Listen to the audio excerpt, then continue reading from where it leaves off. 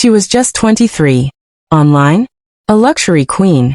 Weekend trips to Dubai, perfect selfies, perfect life. But offline, Sandra was drowning. Her drug? Validation. Her dealer? The algorithm that always wanted more. Buckle up, besties. This is where the real story begins. Welcome to Tales by Mima. The ring light reflected in Sandra's eyes like two tiny, artificial moons. On her phone screen, the numbers climbed rapidly. 5,000 live viewers, 6,000. A cascade of heart emojis floated up the side of the display. You guys are the best, Sandra cooed, tilting her head just enough so the light caught the shimmer of her diamond earrings. Remember, stay glowing, stay expensive. She blew a kiss to the camera and tapped End Live. On the display, she was a goddess, sun-drenched skin, a designer silk robe, and a penthouse view of the Lagos skyline. In reality, Sandra was crouching on a cold floor in a room that smelled of damp laundry, her back pressed against a door that someone was trying to kick down. Sandra, I know you're in there.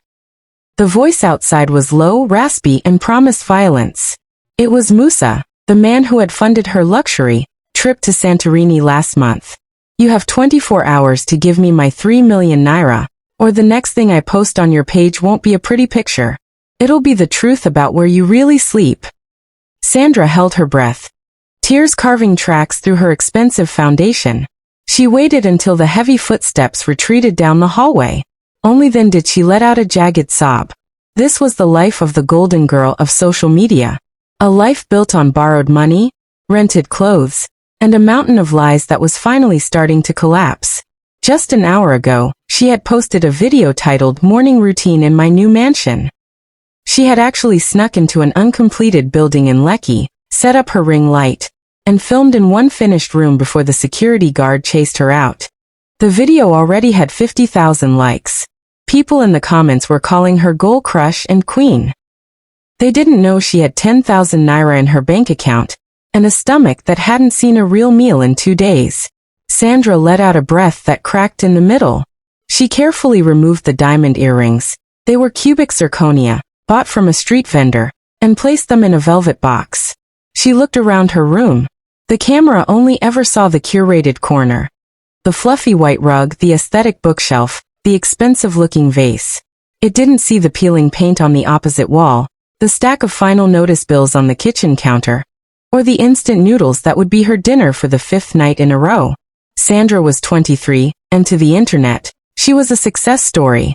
She was the girl who traveled to Dubai on weekends and launched businesses before breakfast. But the real Sandra was drowning. She was addicted to a drug called validation.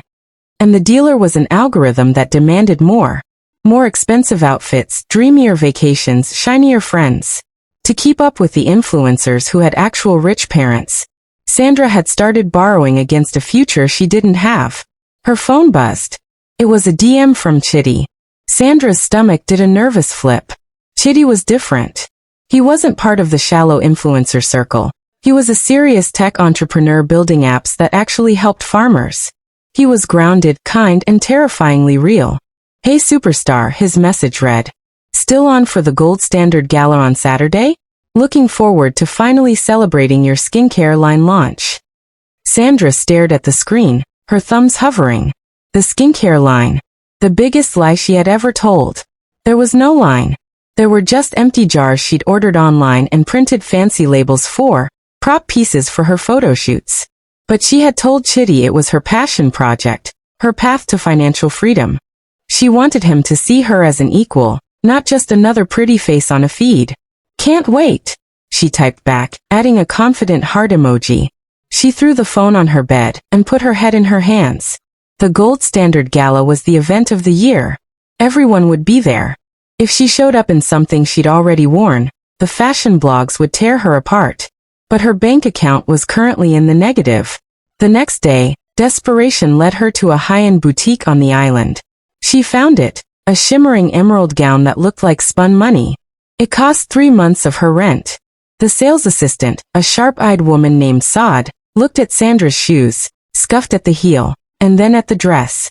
It's exquisite, Saad said coolly. Will that be cash or card? Sandra swallowed hard. Actually, I'm Sandra the influencer. If you let me wear this to the gala, I'll tag your store. Think of the exposure. I have 200,000 followers. Sada's expression didn't change. Exposure doesn't pay my suppliers, darling. Card declined. The humiliation burned her cheeks. But the addiction was stronger than the shame. Sandra went to a loan shark her cousin had warned her about. The interest rate was criminal, but she got the cash. She bought the dress. Saturday night arrived in a flurry of rented luxury cars and flashing cameras.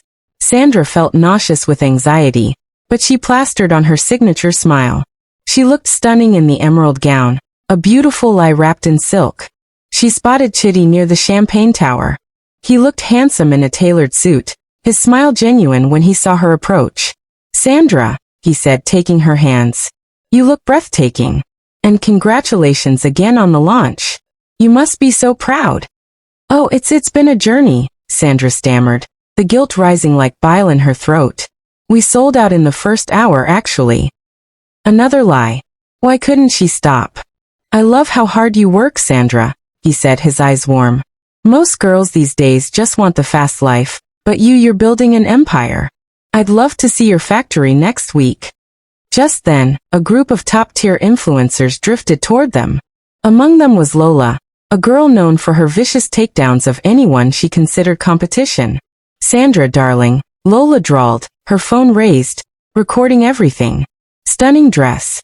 Isn't that the same one Saad had in her window yesterday? The one she said some influencer tried to beg for free. The air around them seemed to freeze. The music faded into the background. Chitty looked from Lola to Sandra, confusion clouding his eyes. And Lola continued, stepping closer, her voice loud enough for the surrounding circle to hear. I was looking for your skincare line online to support you, babe. But the website doesn't exist. And the business registration number you posted? It belongs to a cement company in Abuja. Sandra opened her mouth to tell another lie, but her phone screen lit up on the table. It was a notification from a popular gossip blog. Her blood turned to ice. The headline read, The Fallen Queen. Is Sandra's luxury life a scam? Beneath it was a video. It was Musa. He was standing in front of her actual apartment building, showing the world the peeling paint, the padlocked door, and her belongings thrown out on the street. He held up a ledger of her debts. This is your golden girl. Musa's voice boomed in the video. Everything you see is a lie. She's a ghost living in a borrowed world. The ballroom went silent. One by one, people began looking at their phones, then looking up at Sandra. The whispers started like a low hiss of a snake. Chitty took his phone, read the headline, and slowly pulled his hand away from hers. The warmth in his eyes died, replaced by a cold, sharp pity. Is this true? He asked, his voice barely a whisper. Sandra looked around. The cameras that usually adored her were now being held up like weapons, recording her humiliation for more content. She saw her best friend, Zeno, the girl she had traveled to Dubai with, quickly deleting their photos together, so she wouldn't be tarnished by the scandal. The silence that followed was louder than any shout. The phone cameras, once Sandra's best friends, turned into 100 judging eyes. She felt naked in the expensive green dress. She looked at Chitty. His kind eyes weren't angry. They were just sad. Disappointed. And that hurt worse than Lola's venom. Sandra, Chitty asked again softly, is any of it real? She couldn't speak. The weight of the debt, the lies, the exhaustion of pretending to be someone else crushed her. A tear escaped, cutting through her flawless foundation. That single, real tear was the most authentic thing she had produced in years. She turned and ran. She ran past the cameras, out of the ballroom, and into the humid Lagos night. The downfall was swift. By morning, she was a trending topic, a meme of deception. Her follower count plummeted by the hour. The loan shark began calling with threats that made her blood run cold. The landlord slid an eviction notice under her door. 2 days later, Sandra sat on the floor of her empty apartment, surrounded by cardboard boxes. The ring light lay broken in the corner. There was a soft knock on the door. Sandra flinched, expecting the landlord or the loan shark. It was Binta, her oldest friend, the one who wore comfortable sandals and worked as a nurse. The one Sandra had stopped calling because Binta wasn't aesthetic enough for her feed. Binta didn't say I told you so. She just stepped over a box and sat on the floor next to Sandra, placing a warm container of jollof rice between them. Eat, Binta said gently. You look like a ghost. Sandra broke. She leaned into her friend's shoulder and sobbed until her ribs ached, mourning the girl she pretended to be, and terrified of the girl she actually was. I have nothing, Binta, Sandra whispered. No money. No name. No one likes me anymore. Binta wrapped an arm around her. The internet didn't like you, Sandra. They liked the show. And the show is over. Now you get to find out who Sandra really is when nobody is watching. And I promise you, that girl is worth much more than a rented dress. It took Sandra 2 years to crawl out of the hole she had dug. She worked in her mother's small catering business. She scrubbed pots, she delivered food on the back of motorbikes, and she saved every kobo. Then she got a job as a receptionist, working long hours to pay back every cent to the loan shark. She deleted her social media accounts. It was hard. It was humbling. There was no glamour in taking the bus to work every day, no dopamine hit from strangers telling her she was beautiful. But slowly the anxiety lifted. She began to sleep through the night. She reconnected with Chitty, not as a superstar entrepreneur, but as a friend, earning back his trust slowly, over coffee in cheap cafes where they talked about real things. One evening, walking home, Sandra caught her reflection in a shop window. She was wearing jeans and a simple t-shirt. Her hair was in a messy bun. There was no ring light, no filter. She stopped and looked closely. The eyes staring back weren't manic or desperate anymore. They were calm. They were honest. They were real. And for the first time in her adult life, Sandra thought she looked truly beautiful. She realized the biggest lesson a generation lost in the scroll needed to learn. You can filter your face, but you cannot filter your soul. True peace doesn't come from how many people are watching you. It comes from liking the person you see when the screen goes dark. Chasing validation online can destroy the real you. True beauty and success come from honesty, hard work, and loving the person behind the screen, not the illusion in front of it. If you enjoyed this story, don't forget to like, share, and subscribe to my YouTube channel, Tales by Mima, for more emotional and inspiring stories.